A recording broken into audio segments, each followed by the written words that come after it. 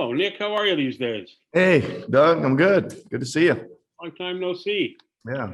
Uh, Obviously, Scotty Barnes was your guy because he was there and you took him. What about him made him your guy, the target that you guys wanted to get? Yeah. I think he's a kind of a multifaceted, multi-positional, two-way player, Doug. I mean, I think we talk about that a lot. Yeah. We want two-way guys and be able to guys that are versatile. And I think he's all of that, and he's young and excited, man. I liked him, got to know him a little bit, all those kind of things, and it's a great pick for us. He said just a minute ago that his meeting with the Raptors, you guys talked about off the court stuff, family stuff, life stuff. Can you give us some insight on what you got from him in that conversation? Well, Doug, try to talk to him about a lot of things. The day goes by pretty quick, and he talks to a lot of people, et cetera. It reminded me a little bit about some meetings I've had with other players where you're veering and you're talking about basketball, and 1 minute you're doing this, and then you're out on the court, and he's asking about a lot of questions, and you're saying, well, this guy really has a great understanding of IQ.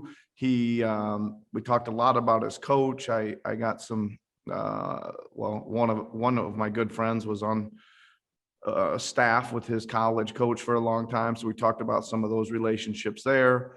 I think that one of the big things, and you guys probably already got this from talking to him, is he really kind of magnetic personality. He kind of has a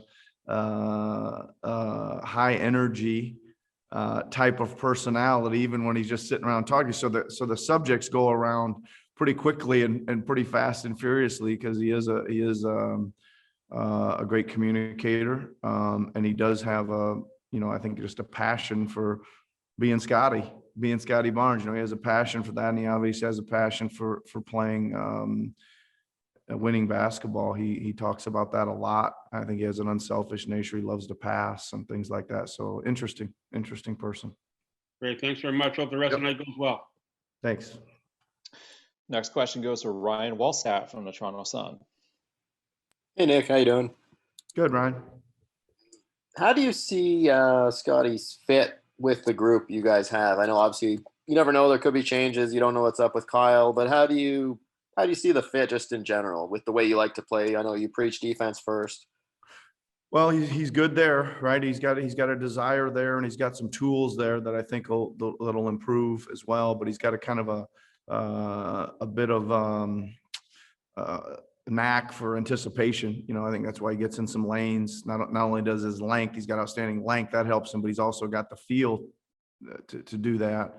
I don't know. I think that he reminds me of two guys we already have. OG and Pascal, and if he can adopt the work ethic that those two guys adopted to do what they've done and become as good as they have become, then he'll have a chance to do similar things, I think. But Pascal and OG were and are super workers at a young age when they first came, and continue to be super workers, and that's what's taken them to where they are, and we continue to see growth there. So that's what excites me. I think he should fall in line and fit right in with how we'd like to develop two-way players, and try to continue to build the culture of hard work, player development, and winning.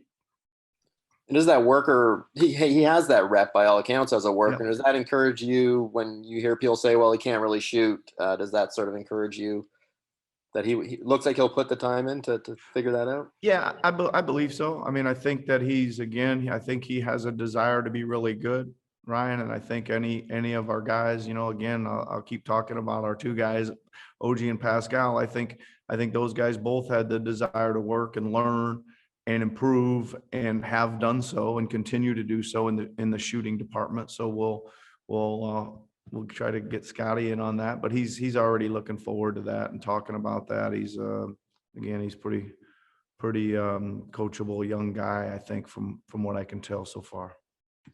Great, thanks. Yep, thank you, Ron. Going next to Michael Grange from Sportsnet. Hey, Nick. How are you? Good, how are you, Michael? I'm pretty good. As the process went along, like about when did you guys narrow in on Scotty, and what do you think tipped the balance, him versus some of the other guys who were on the board? Well, I think that as you guys all know, there's a lot of good players, surrounding that pick on the board, both in front and behind and even down the line. And you also know that there's been some very good players picked all over the board, right, in the history of the draft. And there was a lot of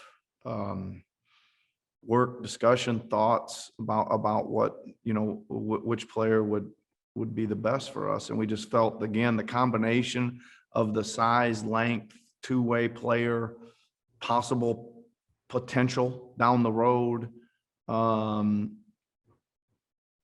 fit, all those things. I think he just kind of nosed out some guys.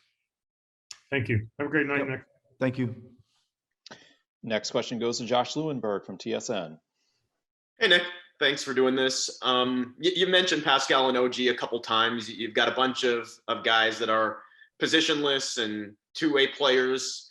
Do you sort of allow yourself as a coach already, as much as you have going on tonight, you allow yourself to sort of let your mind wander and think about some of the things that you might be able to do with all these guys?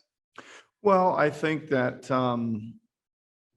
I got a little work to do yet here, right? A couple more picks and see what else we can find and things like that. But yeah, I think as you're evaluating this over the last few weeks, Josh, as these guys are coming in, you are a lot, I guess mind wandering is the right term. You're trying to envision what the team would look like with these guys all together and all this kind of stuff. But now that it's here and done, I like the looks of those three guys out on the court, because I think they both can, or all three of them can do a lot of things.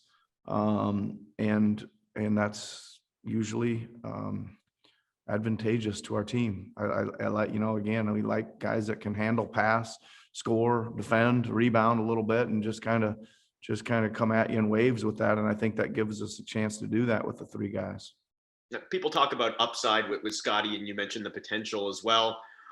You guys are in a unique situation for a team drafting at the top, in that you plan on being competitive this season. How quickly do you think he can make that transition? Where do you think he can contribute right away, or how much? Yeah, it's hard to say, Josh. I think with all due respect, to him, this is a tough league, right? And we can go back and we all know that Pascal, OG, again, for example, they were contributors, but had their ups and downs, as all young players in this league do, because it is a tough thing. So, I would expect him to handle himself out there fine, because I think he's got the physical attributes to do that.